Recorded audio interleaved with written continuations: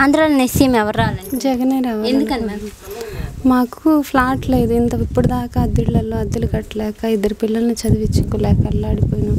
కానీ మాకు ఇప్పుడు ఫ్లాట్ ఇచ్చాడు, కట్టుకోవడానికి లోన్ ఇచ్చాడు, ఇల్లు ఇదిగో ఇదే మేము కట్టుకున్నాం. ఇప్పుడు దాకా మాకేమీ లేదు, అద్దెలు కట్టలేక అల్లాడిపోయినాం. మాకు ఇప్పుడు సొంత ఇల్లు మాదనేది మాకు ఉంది కదా. పిల్లలకి అమ్మఒడి పడుతుంది. నేను టైలరింగ్ చేస్తాను, నాకు టైలరింగ్ మనీ పడుతుంది. నేను ఎవరి దగ్గరికి వెళ్ళి ఇది కావాలి అని అడిగే పని లేకుండా ఆఫీసర్సే మా దగ్గరకు వచ్చి మీకు ఏం కావాలి అని అడుగుతున్నారు. ఇంతకుముందు మాకు రేషన్ కార్డు కూడా లేదు, జగన్ వచ్చాకే రేషన్ కార్డు వచ్చింది.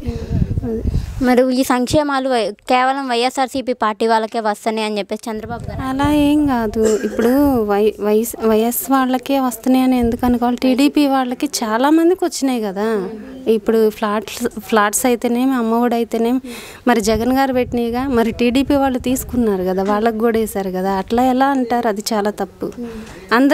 అందరూ ఏ పార్టీ ఫీలింగ్ చూపించలేదు జగన్ అన్న ఎవరి దగ్గర.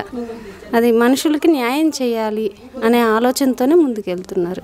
మరి ఇప్పుడు 1 సెంటు భూమి దేనికి పనికిరాదు అని చెప్పేసి చంద్రబాబు గారు అంటున్నారు. ఇదిగో మేము కట్టుకున్నాం కదా ఇల్లు, మాకు బాగానే యూజ్ అవుతుంది, మేము బాగానే ఉంటున్నాం కదా. అది చాలా తప్పు. సెంట్ ఏంటి అసలు? అది కూడా లేకుండా ఇన్నాళ్ళు అద్దెలు కట్టాము కదా, మాకు బాగానే యూజ్ అవుతుంది, అలా ఏం లేదు.